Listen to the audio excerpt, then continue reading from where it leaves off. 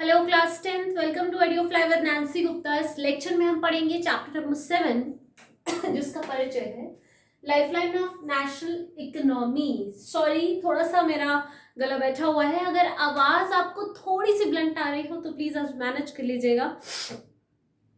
जुकाम खांसी होने की वजह से थोड़ी सी आवाज बैठ गई है।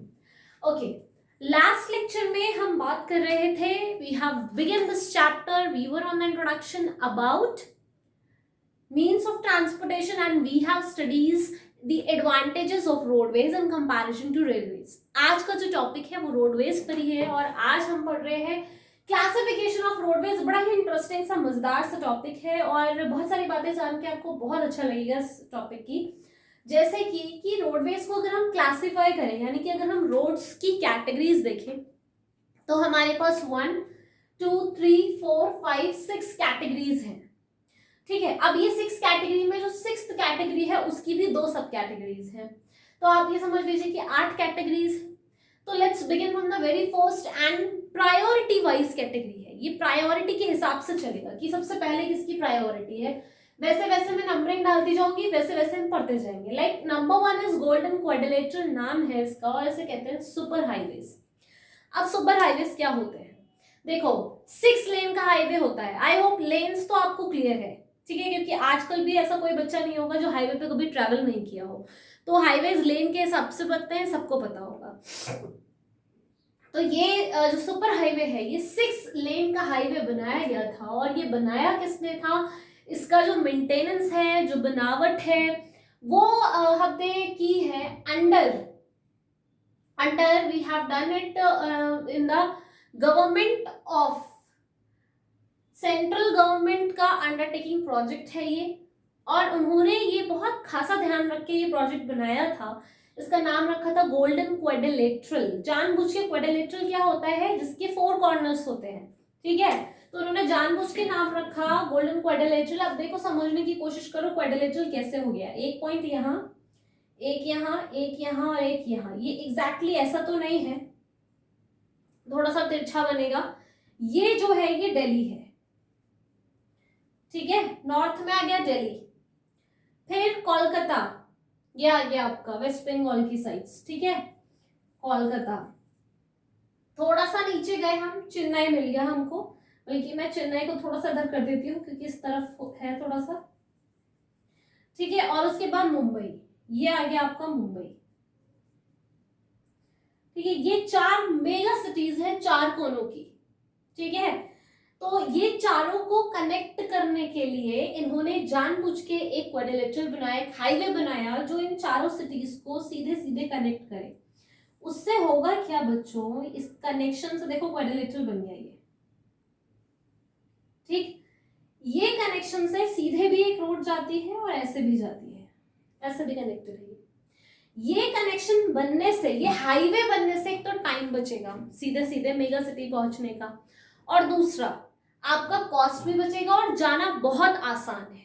आपको कोई भीड़ नहीं मिलेगी क्योंकि हाईवे है, कोई ट्रैफिक नहीं मिलेगा। बड़ी आसानी से अच्छी स्पीड पे आप अपनी डेस्टिनेशन पर पहुंच सकते हैं। तो ये मेगा सिटीज जो है भारत की, उन मेगा सिटीज तक आसानी से पहुंचने का एक रास्ता बनाया। This was done in under a special project by central government and it reduces time and distance also। पहले बहुत ट्रैवल करके दिल्ली से मुंबई जाया जाता था और अब डायरेक्ट रास्ता है, सीधा हाईवे जाता है, तो टाइम भी बचता है और प्लस आपका डिस्टेंस भी बच रहा है, ठीक है। इसकी और भी खास बातें हैं जो हमें ध्यान में रखनी है। उससे पहले इन चारों कोनों का एक शॉर्ट डिटेल देखते हैं। फॉर एग्जाम्पल, कितने कॉरिडोर हैं? जैसे मैंने आपको बोला ये 4 मेगा सिटी है, इन चारों को कॉरिडोर के नाम से जाना जाता है। पहला है नॉर्थ साउथ कॉरिडोर, यानी कि एक ऐसा कॉरिडोर, ये आपने 4 मेगा सिटी देख लिया। इसके अलावा एक और जो इन्होंने बनाया है सुपर हाईवे का मॉडल, वो भी मैं आपको बना देती हूँ। बोर्ड पे आज थोड़ी सी स्पेस कम है, कोशिश करते हैं कि इसी में मैनेज हो जाए। देखो मैं एक I try, let me explain, उसके बाद मैं इधर का इरेज कर दूंगा, मैं यही बना दूंगा। नॉर्थ साउथ कॉरिडोर जो श्रीलंका को, north is Sri Lanka, Srinagar, I am so sorry, ठीक है, नॉर्थ इज श्रीनगर, श्रीनगर से साउथ आ गया कन्याकुमारी, उसको कनेक्ट करता है। तो मैं ऐसे बना दे रही हूं, यहां से यहां ये गया, ठीक है। एस फॉर श्रीनगर, जम्मू कश्मीर वाला श्रीनगर है ये, जम्मू वाला श्रीनगर, और कन्याकुमारी, ठीक है, ये आ गया नीचे Kanyakumari. This is north south corridor. बात समझ में आई? बहुत मुश्किल नहीं है, आपको लग रहा है क्योंकि पहली बार शायद सुन रहे हो। ईस्ट वेस्ट कॉरिडोर, ठीक है, सिलचर से पोरबंदर को जोड़ता है। पोरबंदर गुजरात में आ गया आपका, तो गुजरात से आसाम की साइड सिलचर, ठीक है, वो ईस्ट वेस्ट हो गया। जैसा जगह है वैसा डायरेक्शन है। सिलचर कहाँ है? सिलचर और पोरबंदर कहाँ है? तो वहां से कनेक्शन है भाई। सिलचर ईस्ट में है, पोरबंदर वेस्ट में है, तो ईस्ट वेस्ट कॉरिडोर। ऐसे ही देखो, श्रीनगर नॉर्थ में है, कन्याकुमारी साउथ में है, तो नॉर्थ साउथ कॉरिडोर। तो ये दोनों कॉरिडोर्स हो गए। इस तरीके से ये ऐसे बनता है, ये ऐसे, ठीक है। तो ये भी आपका क्वाड्रिलेटरल बन रहा है, और ये डायरेक्ट सिटीज के कनेक्शन का, मेगा सिटी के कनेक्शन का, 4 लेन का सुपर हाईवे ऑलरेडी बना हुआ है। तो इस तरीके से ये गोल्डन क्वाड्रिलेटरल के नाम से जाना जाता है। और ये कॉरिडोर्स मार्क करने को आते हैं, we'll do the map also. और जिस अथॉरिटी के अंडर ये प्रोजेक्ट दिया गया था by the central government, that authority is known as national highway authority of India, NHAI, national highway authority of India, ठीक है। उन्होंने ये प्रोजेक्ट लिया था कि मेगा सिटीज चारों को कनेक्ट करेंगे, प्लस 4 कॉरिडोर्स बनाएंगे, और चारों कॉरिडोर के थ्रू एक क्वाड्रिलेटरल बना के एक सुपर हाईवे में उसको कनेक्ट करेंगे। तो दिस वाज डन, और इसको कहा गया golden quadrilateral and super highway, ठीक है। ये हमारा कंसेप्ट क्लियर हो गया। मैंने छोटे छोटे डायग्राम बना के आपको ये भी समझा दिया। नेक्स्ट बात करेंगे हम स्टेट हाईवेज की। देखो, प्रायोरिटी के हिसाब से चलेंगे। पहले हम नेशनल हाईवे यानी सुपर हाईवेज पे थे, अब हम स्टेट हाईवे पर आते हैं। सॉरी, नेशनल हाईवे तो अभी हमने पढ़ा ही नहीं, अभी हमने सुपर हाईवे पढ़ा है। दूसरा नंबर आएगा हमारा नेशनल हाईवे का। नेशनल हाईवे इस तरफ है, इधर देखिए। National highway is maintain and undertaked by, सबसे पहले तो बात होती है कि हाईवे की अलग अलग अथॉरिटी बना रखी है। एक गवर्नमेंट के बस की नहीं है कि 23 मिलियन स्क्वायर किलोमीटर का पूरा नेटवर्क जो है वो मेंटेन कर पाए। तो उसकी डिवीजन हो गए, सरकारों ने अपनी अपनी जिम्मेदारियां अलग अलग ले ली हैं। जैसे कि ये वाली जिम्मेदारी सुपर हाईवे की national authority, national highway authority of India की है। ऐसे ही नेशनल हाईवे बनाने की, उसकी देखभाल करने की, उसको मेंटेन करने की, समय समय पर चेक करने की, खराब तो नहीं हो गया तो मेंटेनेंस करवाओ, बनवाओ, देखो क्या चीज अभी तक ऐसी है जो कनेक्ट नहीं हुई है तो कनेक्ट करवाइए। ये सारी जिम्मेदारियां जो है ये सब ली गई है हमारी सेंट्रल PWD की, ठीक है। PWD को बहुत लोग जानते हैं, पब्लिक वर्क डिपार्टमेंट है, पर अगर मैं सेंट्रल लगा दूं तो वो नेशनल हाईवे को देखता है। हर जगह का PWD अलग होता है, और सेंट्रल PWD मतलब वो नेशनल हाईवे देखेगा। तो national highway is undertaked and led and control and maintain by CPWD। Example के तौर पर इन्होंने बनवाया है शेरशाह सूरी मार्ग, जो कि दिल्ली से अमृतसर को कनेक्ट कर रहा है, नेशनल हाईवे, ठीक है। और इसका जो एसेंस है, मतलब जैसे कि सुपर हाईवे क्यों बनाया गया था, ताकि मेगा सिटीज का डिस्टेंस कम हो सके, जो हमारे एक एसेंशियल कोने हैं भारत के डायरेक्शन के, वो जुड़ सके और उनका एक सीधा रास्ता बन सके। ऐसे ही नेशनल हाईवेज ये बात ध्यान में रख के बनाए जाते हैं कि जो एक्सट्रीम पार्ट्स हैं कंट्री के, उनको हम जोड़ सके, डायरेक्ट लिंक क्रिएट कर सके important parts of the country के बीच में, राइट। अब थर्ड नंबर पढ़ेंगे स्टेट हाईवे का। State highway is again very much understood, जैसा नाम है वैसा ही काम है। State highway means with in state, ठीक है, स्टेट के बीच की बात हो रही है। और अब क्योंकि स्टेट के बीच की बात हो रही है, तो PWD, public work department of the particular state, will take care of its construction, maintenance and establishment, right. Now agenda क्या है इनका? 2 बातें पढ़नी है, कौन बनाता है, कौन देखभाल करता है, और दूसरी बात पढ़नी है कि किस पर्पस से ये हाईवेज बनाए जाते हैं। स्टेट हाईवे का पर्पस होता है कि जो स्टेट की कैपिटल है, फॉर एग्जांपल उत्तर प्रदेश की कैपिटल लखनऊ है, तो लखनऊ से यूपी की हर डिस्ट्रिक्ट को एक रास्ता जाए, कनेक्टिविटी हो। ऐसा नहीं है, कोई भी डिस्ट्रिक्ट यूपी की ऐसी नहीं होनी चाहिए जहां से लखनऊ पहुंचने का रास्ता ना हो। This is the responsibility of your state government. So it links state capital with its district, various districts. Okay, I hope this is clear. फिर आते हैं स्टेट के नीचे डिस्ट्रिक्ट रोड्स पर। तो जो हमारी डिस्ट्रिक्ट रोड्स हैं वो डेफिनेट है, जैसे स्टेट रोड क्या कर रही है, कैपिटल को डिस्ट्रिक्ट से कनेक्ट कर रही है, ऐसे ही डिस्ट्रिक्ट रोड एक डिस्ट्रिक्ट को बाकी सारी डिस्ट्रिक्ट से कनेक्ट करेंगी, ठीक है, connect district with the other places which is besides it. और ये जो काम जिम्मा दिया जाता है डिस्ट्रिक्ट रोड को संभालने का, मेंटेन करने का, लीड करने का, एस्टेब्लिश करने का, it is the sole responsibility of Zila Parishad of that particular state. उस स्टेट के जिला परिषद की ये जिम्मेदारी है, ठीक है। I hope this is also clear. Next आते हैं fifth, that is other roads, ठीक है। अदर रोड्स क्या बच गई है? आपने सुपर हाईवे देख लिया, आपने नेशनल हाईवे देख लिया, आपने स्टेट देख लिया, आपने डिस्ट्रिक्ट देख लिया, अब क्या बच गया? बच गया आपके गांव, अब बच गया है आपकी छोटी छोटी जगह जैसे टाउन्स हो गए, तो उनको भी हमें डिस्ट्रिक्ट तक पहुंचाना है। तो यही काम अदर रोड्स का होता है कि जो विलेजेस हैं उनको, गांव को, गांव की सड़क को हम टाउन्स तक जोड़ सके ठीक है। कोई भी गांव किसी भी डेवलपमेंटल के स्तर से अछूत ना रह जाए, और इसका जिम्मा, सबसे इंपॉर्टेंट यही वाली रोड है क्योंकि इसका जिम्मा दिया गया है बाय प्रधानमंत्री ग्रामीण सड़क योजना। इसके तहत जो हमारी प्रधानमंत्री जो है वो सारा फंड ट्रांसफर करते हैं डिस्ट्रिक्ट अथॉरिटीज को सॉरी, वो डिस्ट्रिक्ट अथॉरिटीज इस प्रोजेक्ट के तहत हर गांव को डिस्ट्रिक्ट से अटैच करती है और टाउन से जोड़ती है, ठीक है। सारा फंड प्रधानमंत्री की तरफ से आता है, इसलिए उनकी तरफ से है ये प्रधानमंत्री ग्रामीण सड़क योजना। अब अदर रोड्स में हम दो तरीके की रोड्स और जानते हैं, that is metal road and unmetalled road. Metal road कौन सी हो गई? जिसको बनाने के लिए आपने सीमेंट, कंक्रीट, कोल का इस्तेमाल किया होगा, यानी कि ऑल वेदर रोड्स होती हैं। बाढ़, सर्दी, गर्मी, बारिश, सूखा, कुछ भी पड़ जाए खराब नहीं होगी, ठीक है। अब बाढ़ का तो, फ्लड का तो हम बहुत ज्यादा नहीं कह सकते भाई, फ्लड का तो स्तर पर डिपेंड करता है कि कितने स्तर पर आया है।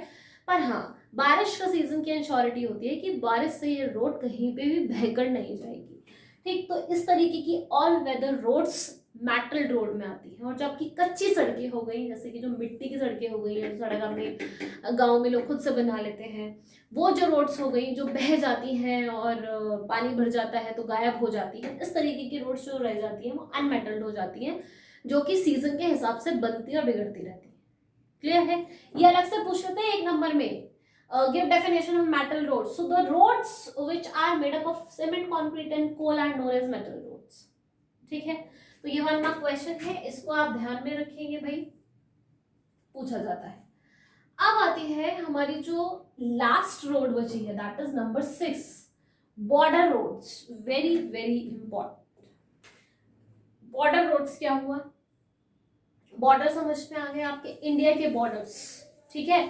और उन बॉर्डर पर जो रोड बनाई जाती है उन रोड्स को कहते हैं बॉर्डर रोड। अब इसकी जिम्मेदारी किसकी होगी? क्योंकि सेंट्रल गवर्नमेंट ने अपनी जिम्मेदारी ले ली भाई सुपर हाईवे बनाने की, उसके बाद नेशनल हाईवे अथॉरिटी को उन्होंने सुपर रोड दे दिया, और वो खुद सेंट्रल पीडब्ल्यूडी से कहते हैं कि वो नेशनल हाईवे देखें। स्टेट वालों ने अपना पीडब्ल्यूडी को दे दिया, डिस्ट्रिक्ट वालों ने जिला परिषद को दे दिया, बाकी जो छोटी छोटी जगह बची उनकी ग्राम पंचायत प्रधान देख लेते हैं। तो बचा क्या? बचा हमारा बॉर्डर रोड। बॉर्डर रोड कौन देखेगा? तो डेफिनेटली ये आता है बॉर्डर ऑर्गेनाइजेशन अथॉरिटी के अंदर। इसको देखती है आपकी बॉर्डर रोड ऑर्गेनाइजेशन। ये वहीं के लोगों की एक ऑर्गेनाइजेशन होती है, उसी सेना की एक ऑर्गेनाइजेशन होती है जो बॉर्डर पे तैनात होती है, और ये उसी की सोल जिम्मेदारी थी। ये शुरुआती में ये रोड एग्जिस्ट नहीं करती थी, ये धीरे धीरे एक विचार के साथ बननी शुरू हुई, और वो विचार आया हमें 1960 में। 1960 में हमने एक ऑर्गेनाइजेशन बनाई, बॉर्डर रोड ऑर्गेनाइजेशन, जो कि वहीं के लोगों की एक ऑर्गेनाइजेशन थी, बॉर्डर पे तैनात लोगों की, जो इस बात का ध्यान रखती थी कि जो बॉर्डर पर जो जगहें हैं छोटी छोटी रहने की, जहाँ पे लोग रहते हैं, छोटे छोटे गांव हैं, छोटे छोटे एरियाज हैं, एटलीस्ट उन बॉर्डर पर रहने वाले लोगों का जीवन आसान हो जाए। क्योंकि वो बॉर्डर पर या तो पहाड़ है, आप देखेंगे तो आपके जो बॉर्डर है नॉर्थ पे और नॉर्थ ईस्टर्न पे, नॉर्थ पे भी आपका हिली एरिया है, कंप्लीट हिली है लद्दाख वाली साइड, और नॉर्थ ईस्ट आ जाओ तो गैंगटॉक वाली साइड भी आपकी प्रॉपर हिली है। दोनों जगह पर रहना आसान नहीं है, दोनों जगह पर सामान पहुंचाना आसान नहीं है, दोनों जगह पर जीवन आसान नहीं है।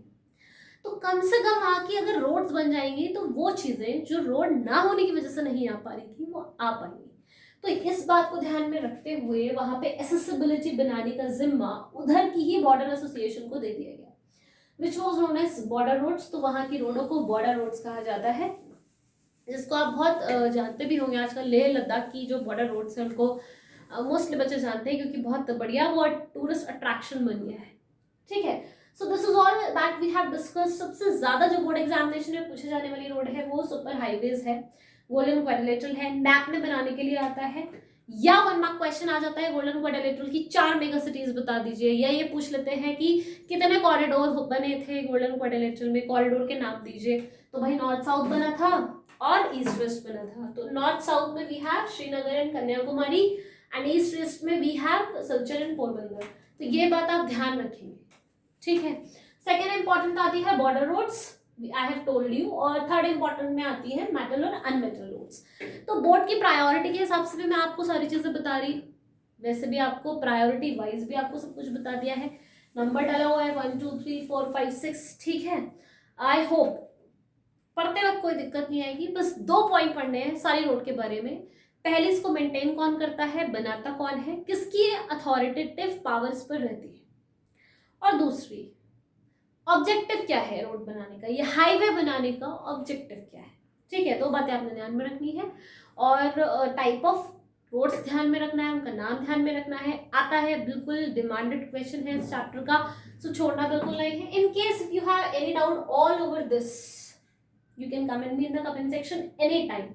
लाइक शेयर एंड सब्सक्राइब करना मत भूलिएगा, लाइक पे कंजूसी मत कीजिए। अगर समझ में आ रहा है, पसंद आ रहा है तो keep liking, keep sharing, because your sharing, your participation is my motivation. Okay, अब एक बात और मैं क्षमा चाहूंगी अगर बच्चों को आज वोकैबुलरी में थोड़ी दिक्कत आई हो। मैंने मेरी तरफ से पूरी कोशिश की है वॉइस क्लैरिटी रखने की, फिर भी थोड़ा सा गला बैठा हुआ है तो कुछ ऊपर नीचे हो गया होगा। अगर आपको कोई भी चीज समझ में ना आई हो, आप कमेंट सेक्शन में पूछ लीजिएगा। मैं डेफिनेटली इस लेक्चर में बहुत खासा ध्यान रखूंगी कि आपकी छोटी से छोटी क्वेरी भी एट मोस्ट पॉसिबल टाइम में सॉल्व हो जाए, ठीक है। तो रही बात मैप की, मैप इस चैप्टर के हम जरूर डिस्कस करेंगे, क्योंकि अभी बहुत कुछ बचा है मैप का। तो एक दिन मैं स्पेशल रखूंगी मैप प्रैक्टिस का इस चैप्टर के साथ, उसी दिन हम सारी चीजें इस मैप की डिस्कस करेंगे, तो परेशान नहीं होना है। मैप डेफिनेटली सारी चीजों पे डिस्कस जरूर होंगे, ठीक है। So with this I am resting the lecture of the day. Wish you good health, God bless you, and keep rising higher and higher, and this is all for the day. Bye bye.